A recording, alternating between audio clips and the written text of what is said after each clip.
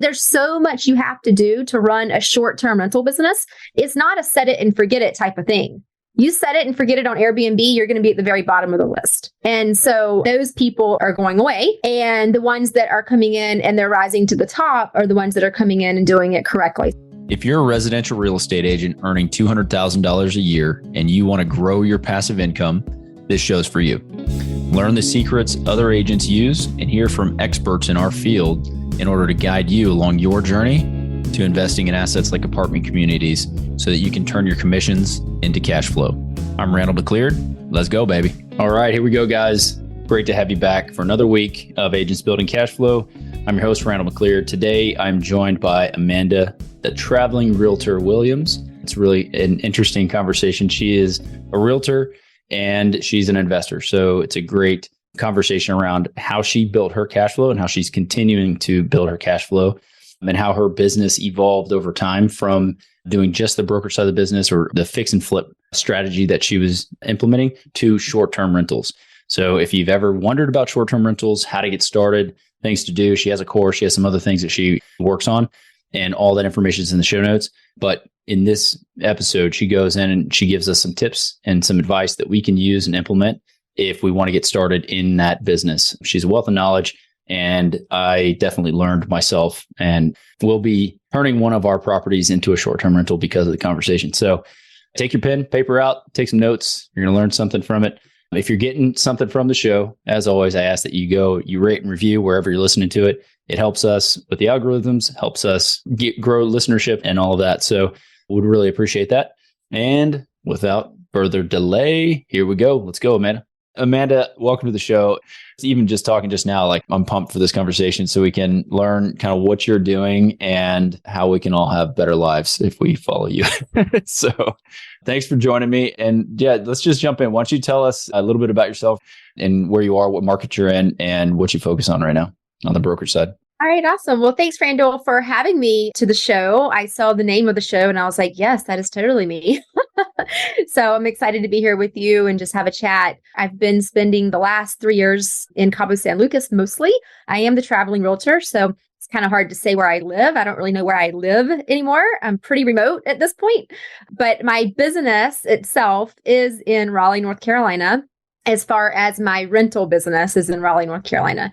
And then I am a licensed agent in North Carolina as well, but I have agent partners in 5 countries, 33 states. I just bought my first international Airbnb. So there's a lot going on. There's a lot to talk about.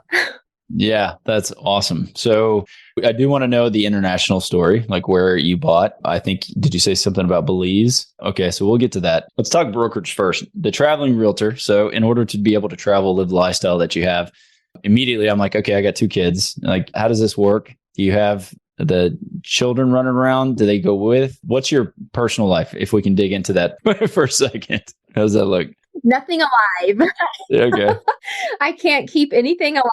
There's no pets, there's no kids, there's no plants, there's none of that because I'm really remote at this point. And so that's it. You know, I'm getting ready to go on a trip right now. In 2 weeks, I'll be going to Africa. That trip will take me to Gibraltar and Tuscany and the UK and London and like all this amazing stuff. And so I've been traveling a lot, but this year is a lot of travel because I joined the Tony Robbins Platinum program.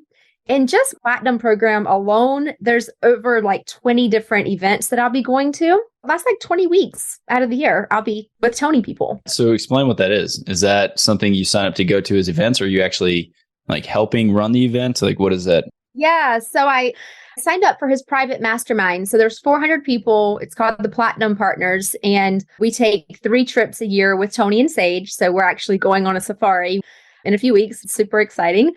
And so it's those events. And then we get access to all of Tony's events. So he has UPW, Business Mastery, Date with Destiny, all of that I'll be at. Life Mastery, Wealth Mastery. He's got a resort in Fiji. There's a lot of that going on as well. There's some of the stuff is virtual too.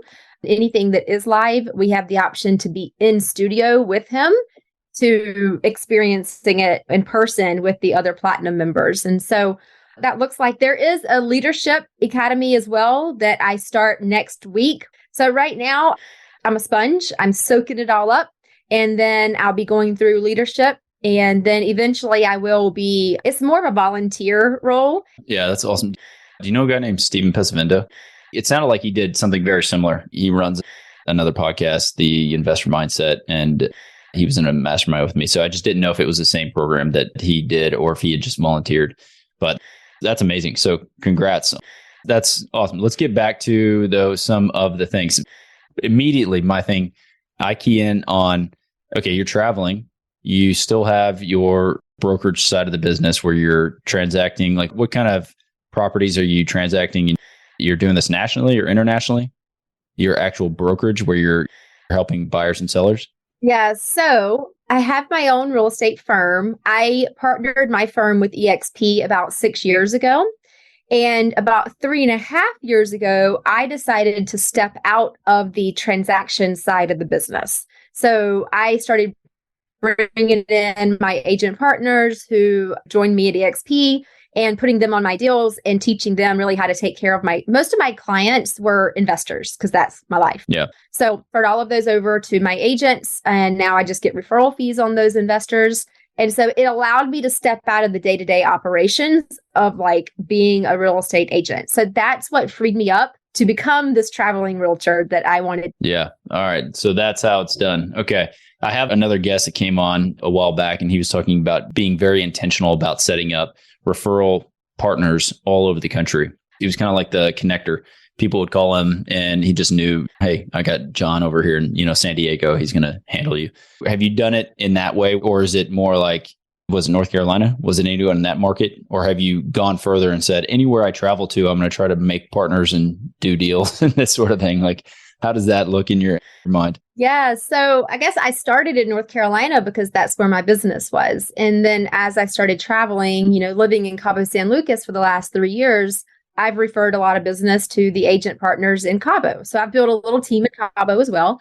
And I refer the deals that I get through that way. I'm actually going to Tuscany here pretty soon. And I've been invited to stay in a Tuscan villa, like right beside where Under the Tuscan Sun was filmed. And so I'm going to do videos there. And if we sell this Tuscan villa due to my videos and my marketing, then I'll be getting a referral fee from that. So yeah, I'm doing some of that. The Belize property, which I'm sure we'll talk about, I bought one and then I sold 5 more. So yeah, it's just for me, I come out with the video, I do the social media posting, I get featured in the magazine, whatever it is.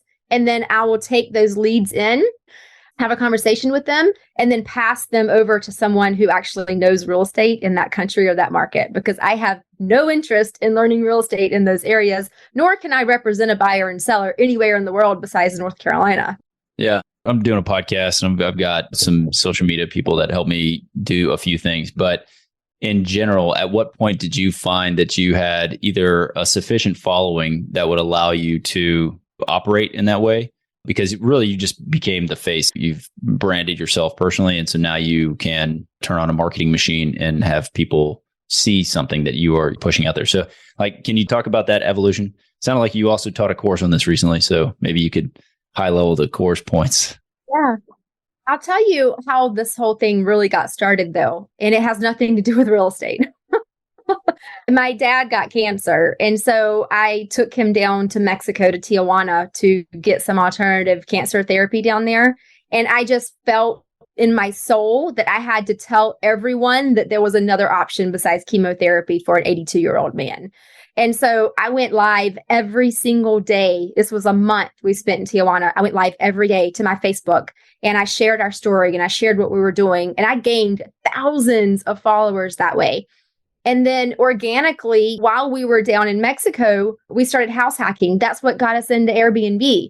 So it just organically happened. And then I started talking about, oh my gosh, now we're doing these Airbnb properties. And where instead of selling this flip that we just finished, we're actually going to keep it. And this is going to be an Airbnb too. So it just started growing that way.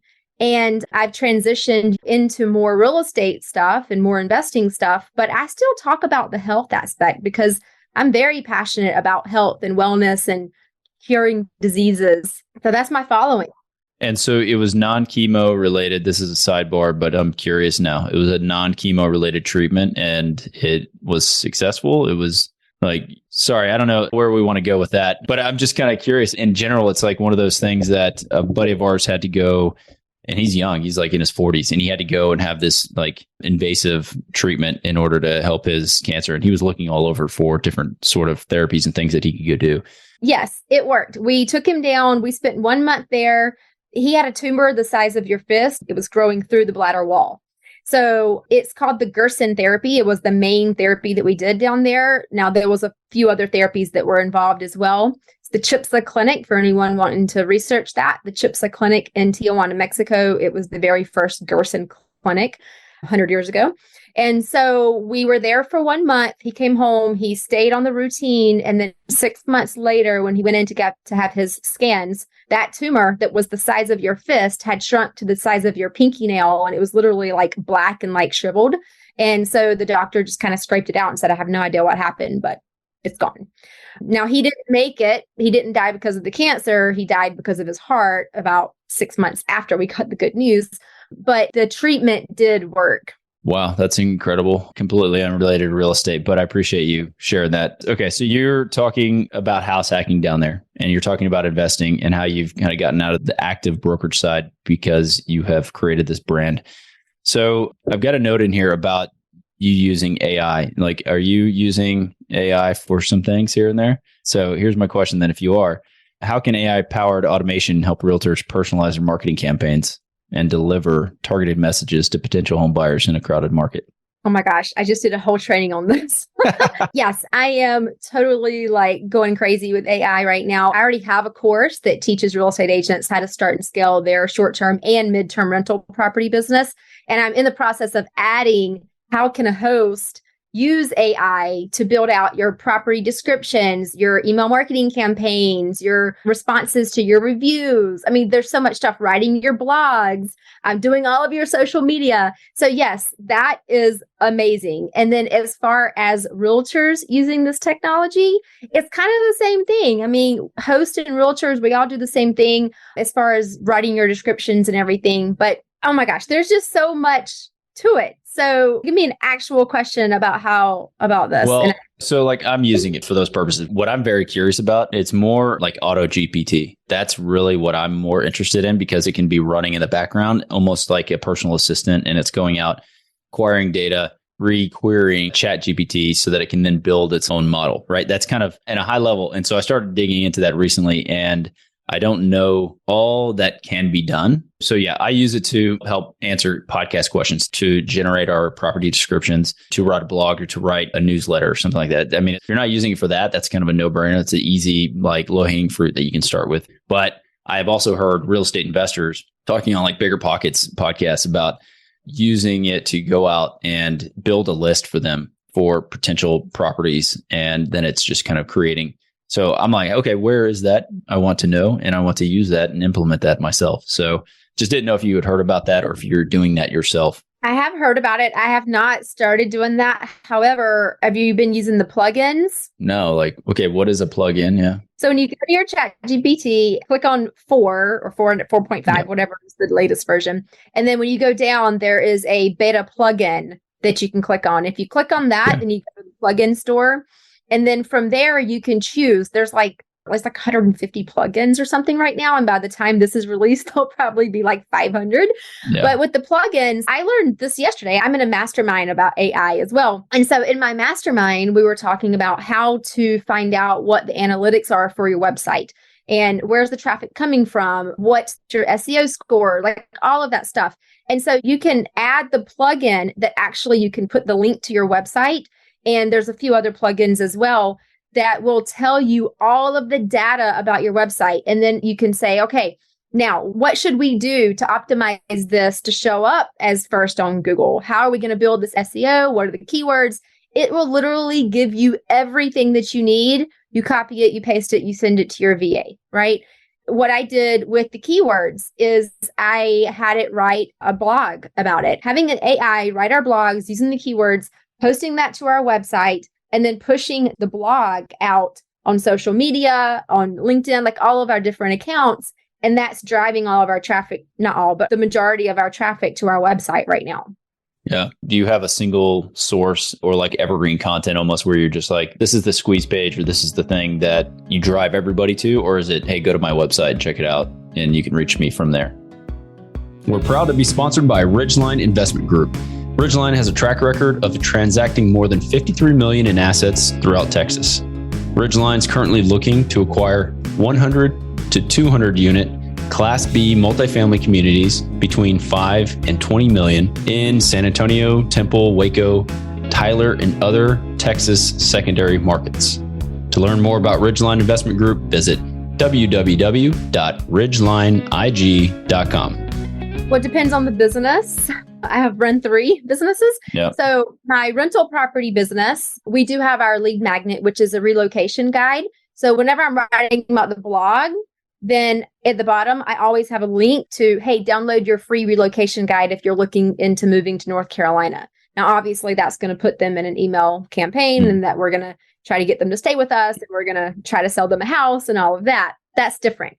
If this is something, regarding the Traveling Realtor brand, then that I sell a course, I teach, I do all the stuff with this brand. So I have multiple opt-ins for that. So I've got a new starter kit that I just released, which is, it's an ebook, it's a workbook, and it's like all of my checklist for all of the rooms in a short-term and mid-term rental. It's a really great product. So that's our starter kit. And then I also have like checklist opt-ins and do's and don't opt-ins and webinar opt-ins. Yeah. I mean, there's a lot of opt-ins. So I'm not ever driving anyone just to my website. Yeah. Like if someone goes to amandathetravelingrealtor.com, they're going to get super confused because that's my hub of everything that I do. And they're going to be like, whoa. So I always just send them to something that's very simple. And it's like, this is what you're going to get when you opt in. Yeah. It's like a funnel type deal. So what are you using then? Do you have a specific CRM that you use that does all of this? Or do you have multiple different, you're all over the place with like different SaaS products? I used to be all over the place and it was a lot. I moved everything over to a high level platform. So it's a platform. Okay. Yeah. Awesome. I'm on that. So that's exactly what I was curious about. Yeah. It's a great platform. It has everything in there and you get rid of like the Kajabis, you get rid of your mail chimps, you get rid of all these other things and you can just have everything in one platform. So, all right. I'm in good company. Feel good about that. Yeah. I've hosted my course on there for the last 2 years. I am in the process of taking my course off of there only because I've hired Brad Lee with Lightspeed. And so I'm going to be moving everything over to like a more of an interactive learning platform. And the reason I'm doing that is because I want to be able to see the students' progress. I want to be able to collaborate with them, work with them, and really just like offer them more. So there'll be all kinds of different amazing things in this platform. I don't even want to get into it because there's so much to it, but that's the reason why I'm moving over. And I'll be the only person on this platform that teaches anything about short-term rentals. And then this is the platform that Grant Cardone, Damon John, all these guys, they all have their courses on this platform. So I wanted to be with them. Yeah, be in good company. Okay. So let's talk short-term rentals then. Let's get into it. So you started, was your first deal, the house hack deal down in Tijuana? Okay. So that started it all. Well, my house was in North Carolina. Oh, I got you. So yeah, explain kind of the evolution real fast. And because I want to get into actual financials of short-term rentals compared to just regular rentals. You did that first deal and then speak to the transition or the evolution. So when we were gone, we just put all of our personal belongings in attics and closets and garages and locked everything up. And that's called house hacking. And so we did that. That house did really, really well. The first 2 weeks, we were like, oh, wow, like we should probably do more of these. And so we ended up keeping some of our flips, turning those into Airbnbs. We bought a couple as well, like, I don't know, a month after we got home, a little log cabin. And then we were like, we're out of money because we were buying them and instead of flipping it, now we're holding it, right? We're having to refinance and pull the money out and all that stuff. So we started doing something called rental arbitrage. So what that is whenever you go to the landlord of a property that's just for rent, it's a normal property for rent. And then you rent that property for, let's just say, $2,000 a month. You go in, you furnish the property, you set up all the utilities, you make it pretty, you do all your marketing, and then you re-rent that property. Now, you can go put it on Airbnb and do nightlies, which is how we started. We were only on Airbnb. or you could take that and you could rent that monthly, which is what I'll cover a little bit here too, because that's where our business is now. And it's been a game changer for us. So that's how we got started. And so we're up to 25 properties now, but we only own 5 of them. Okay. And then we're arbitraging and really marketing the other ones. All right. So rental arbitrage. All right. So I come in, I've got a house. People reach out to me a lot and they ask me the same question, but I've never seen the legal docs associated with that. So it's a lease with a sublease, I imagine. Yeah. Yeah, I had an attorney write up our lease. It's a master lease. So, and I have like my master lease and my lease for my 30-day stay tenants. I actually give all of those away too in my course. Okay. All right. So we'll plug that in the show notes and people can go take a look at that. So I guess the economics of it, obviously you're not having to go out and put a down payment down or rehab a house and come out of pocket with all of those things. Maybe you have a regular security deposit. I don't know. Do you pay more for security deposit when you do this play? No. Okay. So, 1 month. And you're getting a 12-month contract, 12-month lease typically? Yeah, typically I'll start with a 12-month. And then if the property works for me, then when I renew, it's a 2-year. So then I'll renew every 2 years. Okay. All right. So then your cost is the furnishing, correct? It's putting the property in. Do you do any landscaping? Do you do anything else? Are you putting in hot tubs? Okay. What's the cost typically for you to furnish a 3-bed, 2-bath? In North Carolina, we can do that for under 10 grand. Okay. Awesome. And usually it's costing us between 6,000 to 8,000 for a 3-2. Okay.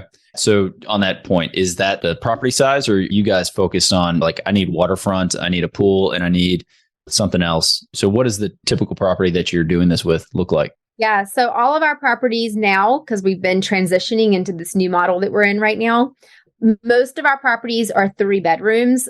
We have, I think, 4 bedrooms and 2 5-bedrooms. And so we're going 3 to 5 bedrooms is our average. We do have a couple of 2 bedrooms, but those are townhomes and we don't really want to specialize in townhomes. We want to specialize in single family homes. Okay. And so they're all updated properties. We're not doing the updates.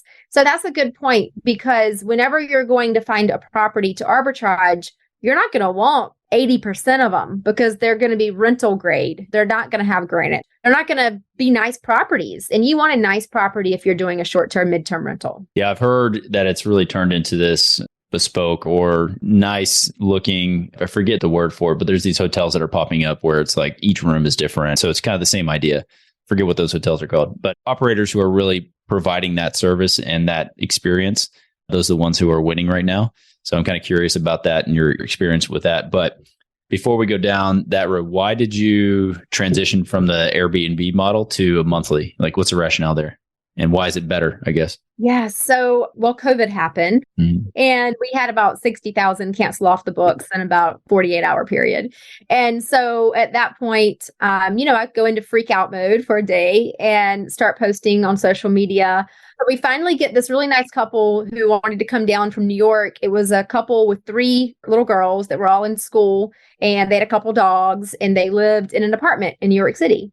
And so they wanted to come down and quarantine in one of our 3-bedroom, 3-bath homes on 4 acres of land. And they were like, this is going to be wonderful. The girls are going to have room to do their Zoom schools. And then we're going to have room to do our Zoom work. And then the dogs have a fenced in backyard. Like, oh my God, this is great. So we started hosting people like that. And then those people, turns out, really like North Carolina. And so they all wanted to move here. Yeah, so then we started selling them houses. And that's when my wheels started turning and I'm like, oh my God, this is an entire business model. Like, I don't want to market to anyone else. I just want to market to people who are moving to North Carolina and they want to come and they want to stay for a few months at a time just to kind of get their feet wet, know the neighborhoods, understand which area they want to be in, because Raleigh is so different. I mean, there's all these little towns around Raleigh that are like completely different from each other.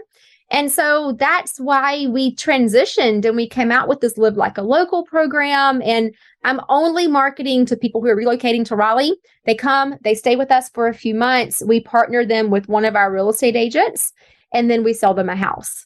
And so we are like quadruply dipping because sometimes we're getting the listing on the back end as well if they're moving from an area and they need to sell a property and they don't have an agent. Yeah, it's a great business model. Yeah, super smart. So on the economics of it then, compared to one, obviously, if you're able to do all four transactions or the rental, the sale, the purchase, all those things, then maybe it doesn't really matter if your monthly rental rate declines slightly because your revenue from across the board is going to go up. But on a per property basis, has your revenue dropped from the Airbnb model compared to the monthly stay model? Or is it about the same? Like, how does that work? It's about the same, Really? and it's way less work. Yeah. And the reason I say that is because we're like a 97% occupancy doing it this way versus Airbnb. Our highest was 83% occupancy. That's on an annual basis or at any given? Just like looking at your monthly occupancy rates. Okay. So that's a huge jump because now we're looking at these people are staying for longer periods of time. Our average client stays for 3 months. Okay. And once you get them checked in and they know how to work the TV and the dishwasher and all the stuff, then they don't really bother you. Yeah. That's awesome. I thought you were going to say something about like traveling nurses or something. I'll touch on traveling nurses. So there's a lot of people in this industry that are doing traveling nurses, but I don't. My properties are not properties that traveling nurses want. They want a 1-bedroom apartment where they can stay alone and come back and have their peace and quiet. They can't afford my 3 to 5 bedroom homes.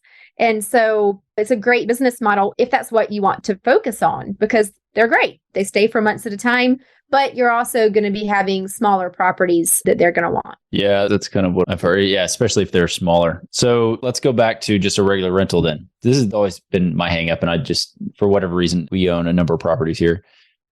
I'm just going to rent it.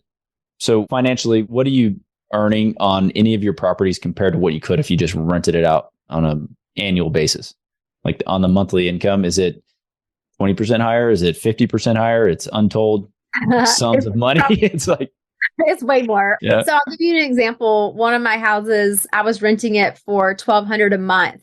Actually, I gave him a discount the last year. So I went down to $1,100 a month like a crazy person. So anyways, $1,200 a month.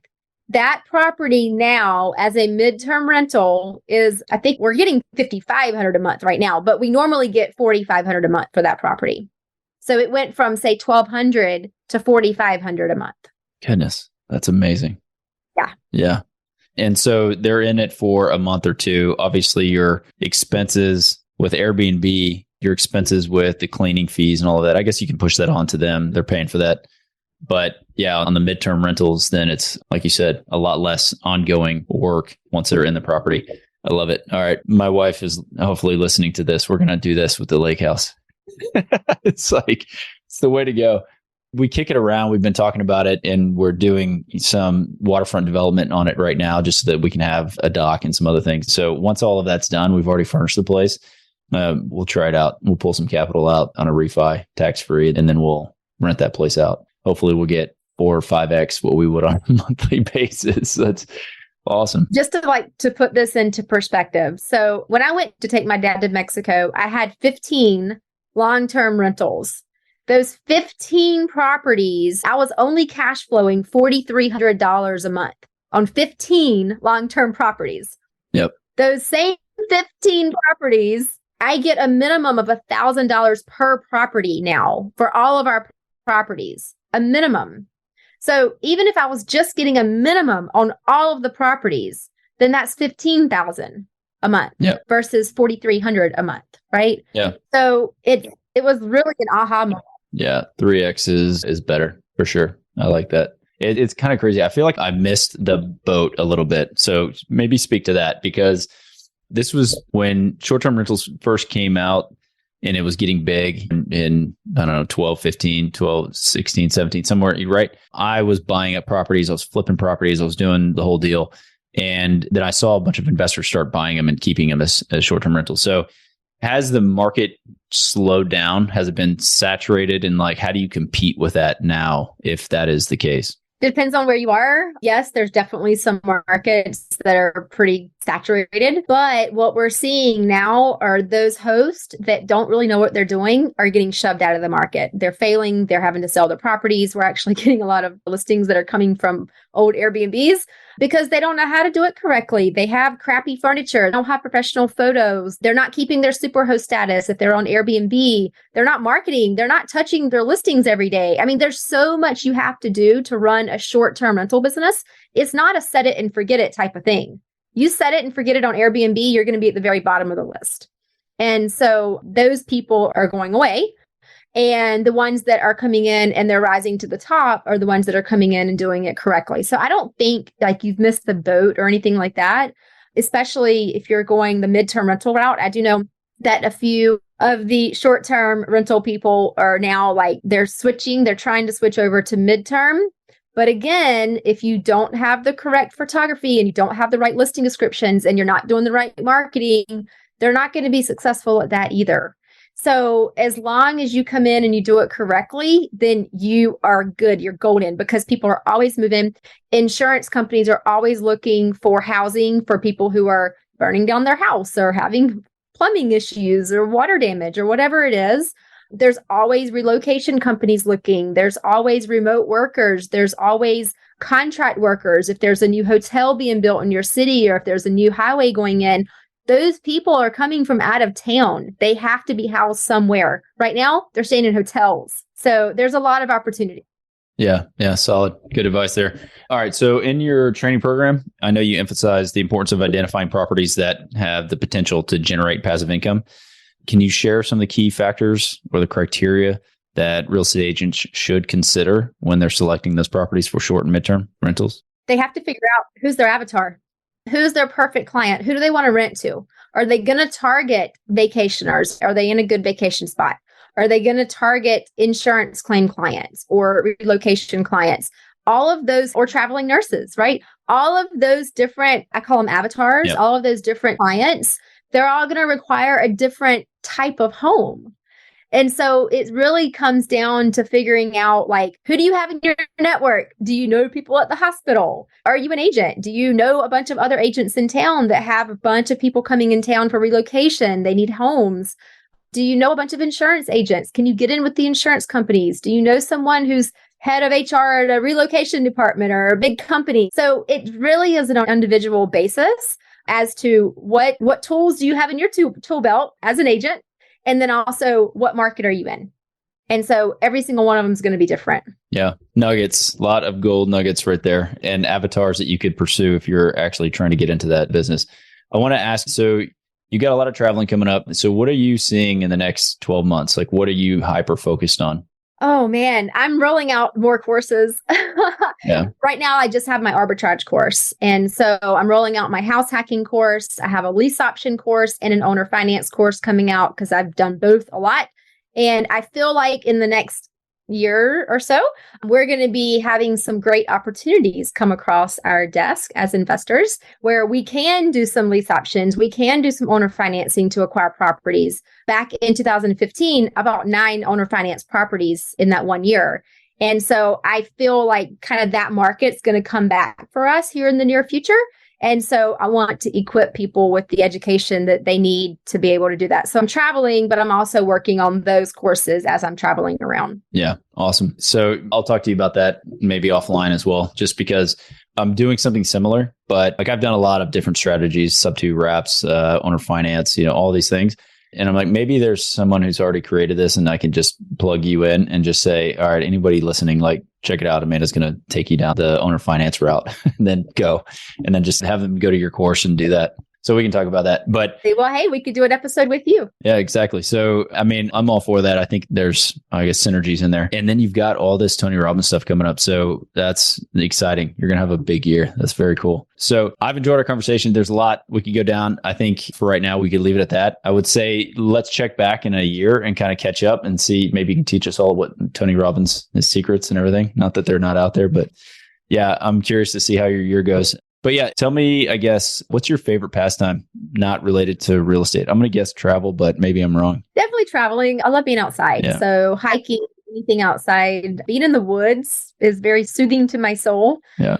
So anything like that. Is it like very woody hill country out in North Carolina where you are? A lot of woods. I grew up on horses, so going trail riding and stuff. Yeah. And so, being in the woods just kind of takes me back to being on my horse. Yeah, that makes sense. What's the best thing that's happened to you or your family in the last 60 days or so? Oh, the best thing. I'd just like to end on like a little positive note here. Not that this conversation has been positive, but...